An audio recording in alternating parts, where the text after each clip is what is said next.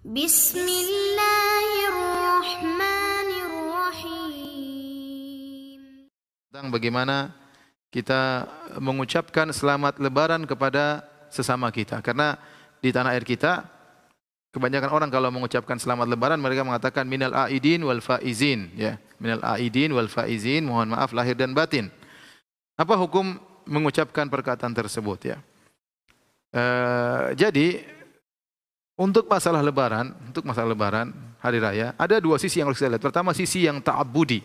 Situ harus benar-benar kita ikut syariat ya tentang bagaimana misalnya kapan takbirannya, kemudian misalnya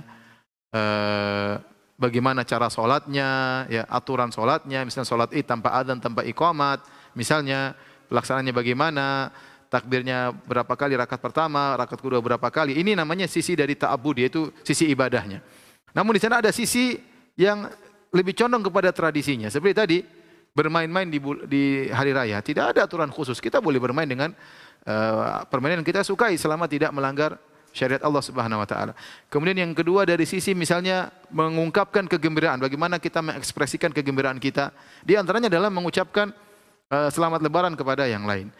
Datang dari sebagian salaf kalau mereka bertemu, kemudian di antara mereka mengucapkan taqabbalallahu minna wa minkum. Dan ini ungkapan yang paling indah. Semoga Allah menerima ibadahku dan ibadah kalian. Karena kita sudah beribadah selama sebulan, yang paling kita harapkan adalah ibadah kita diterima. Tetapi selain daripada itu, boleh seorang menulis kartu lebaran, selamat lebaran, minal aidin wal faizin. Apa minal aidin wal faizin juga termasuk doa. Minal aidin artinya al-aidin itu orang-orang yang melaksanakan hari raya. Al-aidin yaitu orang-orang yang berid. Yang berid yaitu melakukan hari raya. Al-faizin maksudnya termasuk orang yang menang, ya artinya semoga diterima oleh Allah, menang di hari lebaran dengan maksudnya ibadah diterima. Dan ini sebenarnya ungkapan lain dari taqabbalallahu minna wa minkum. Taqabbal minal faizin maksudnya semoga termasuk orang-orang yang berhasil, yang menang, yang diselamatkan dari neraka jahanam selama beribadah di bulan Ramadan. Mirip dengan taqabbalallahu minna wa minkum, tapi ini kebiasaan orang Indonesia. Namun ucapan minal aidin wal faizin juga saya dengar diungkap oleh sebagian orang-orang Arab, sebagaimana ketika saya tinggal di Madinah saya juga dengar sebagian mereka mengatakan demikian, minal aidin wal faizin, mereka ucapkan demikian. Ya, dan ini hukumnya boleh. Saya bacakan fatwa Syekh Shalih Al-Utsaimin rahimahullah. Beliau ditanya, "Ma hukmu tahni'ah bil Aid?" Apa hukum mengucapkan selamat pada hari lebaran? Wa hal laha sighatun muayyanah? Apakah ada lafal khusus untuk mengucapkan selamat lebaran? Maka Syekh Muhammad bin Shalih Al-Utsaimin rahimahullah berkata, "At-tahni'ah bil Aid jaizah." Mengucapkan selamat lebaran itu boleh. Wa laisa laha tahni'atun makhsusatun, dan tidak ada lafal khusus. Bal ma'tadahu an-nasu fahuwa jaizun ma lam yakun isman. Kaidah. Beliau mengatakan apa yang dilakukan tradisi masyarakat maka itu hukumnya boleh selama bukan dosa. Jadi hukum asalnya boleh seorang mengucapkan selamat ini, selamat anu, ya, selama tidak dosa, ya. Beliau juga berkata, "At-tahni'atu bil Aid qad waqa'at min ba'dhi sahabah radhiyallahu anhum." Mengucapkan selamat untuk hari raya dilakukan oleh sebagian sahabat. Wa ala fardhi annaha lam taqa fa innaha al-an min al-umuril adiyah. Seandainya para sahabat juga tidak melakukannya, maka ini termasuk perkara tradisi.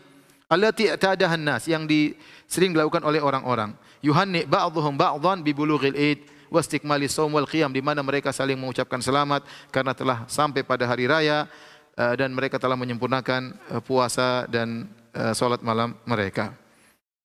Beliau juga ditanya, "Ma hukmul musafahah wal mu'anaqah wa tahni'ah ba'da salatil Id?" Apa hukum jabat tangan setelah salat Id, peluk-pelukan setelah salat Id? Ya, ini tidak diriwayatkan dari Nabi sallallahu alaihi wasallam. Maka beliau menjawab, "Hadhil asya' la ba'sa biha." Perkara-perkara ini tidak mengapa. Li'anna an-nas la yattakhidunaha 'ala sabili ta'abbud. Karena orang-orang melakukannya bukan ini sebagai bentuk ibadah. Wa taqarrub ila Allah, bukan sebagai bentuk bertaqarrub kepada Allah Subhanahu wa taala. Inna ma yattakhidunaha 'ala sabilil 'adah. Mereka melakukannya karena dalam sebagai bentuk tradisi. Wal ikram wal ihtiram, dalam rangka untuk menghormati, menghargai. Wa madamat adah lam yarid syar' bin nahi anha fa innal asla fiha al ibahah. Selama karena ini adalah perkara tradisi, maka selama syariat tidak datang dalil melarang, maka hukum asalnya adalah boleh. Hukum asalnya adalah boleh. Karena itu, jika ada orang mengucapkan selamat lebaran dengan ungkapan-ungkapan mereka sendiri, selama tidak ada dosa dalam ungkapan tersebut, maka itu tidak jadi masalah. Tapi yang terbaik kita mengatakan taqabbalan minna wa minkum, selama semoga diterima amal ibadah kita, atau minal aidin wal faizin, semoga termasuk orang melakukan hari raya, wal faizin termasuk orang yang menang pada hari lebaran. Ini juga di antara bentuk doa. Dan sebagian orang-orang Indonesia menambah dengan mohon maaf lahir dan batin. Mohon maaf lahir dan batin. Taib. Mohon maaf lahir dan batin, ya sungguhnya kalau kita punya salah sama orang, kita segera minta maaf. Jangan tunggu hari lebaran baru kita minta maaf ya. Karena namanya dendam atau dosa. Kalau kita punya dosa, kita segera minta maaf. Bisa jadi kita meninggal lebih dahulu daripada orang yang kita zalimi, atau bisa jadi orang yang kita zalimi meninggal lebih dahulu daripada kita, sehingga kita tidak sempat minta maaf, urusannya akhirnya di akhirat. Dan kita tidak ingin kita meninggal punya urusan di akhirat. Oleh karena jika seorang punya salah, segera dia minta maaf, tidak tunggu hari raya, atau tidak tunggu bulan Ramadan baru minta maaf. Kapan dia punya dosa, segera punya salah sama orang, segera dia minta maaf agar hatinya bersih dan segera dimaafkan oleh Allah Subhanahu wa taala. Tetapi ungkapan mohon maaf lahir dan batin ini sudah jadi suatu ungkapan orang Indonesia, bahkan diucapkan kepada orang yang dia tidak salah kepadanya. Seakan-akan sudah suatu stempel yang merupakan pelengkap dari minal aidin wal faizin, mohon maaf lahir dan batin.